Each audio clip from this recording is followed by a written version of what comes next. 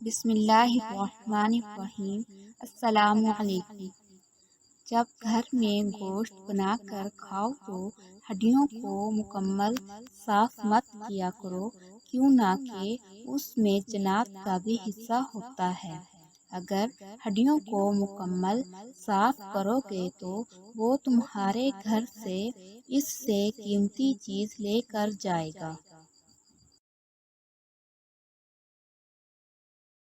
آپ کے گھر اگر کوئی مہمان آئے اور بھوکا ہی واپس چلا جائے تو گویا وہ کسی قبرستان میں آیا تھا۔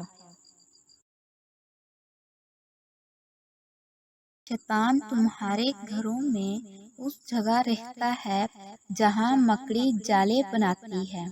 اپنے گھروں میں مکڑی کے جالے مت رہنے دیا کرو، کیوں نہ کہ اس سے گھر میں غربت اور پریشانیاں آتی ہیں۔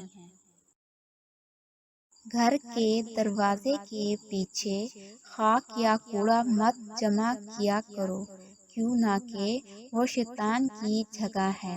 شیطان کوڑے پر بیٹھتا ہے۔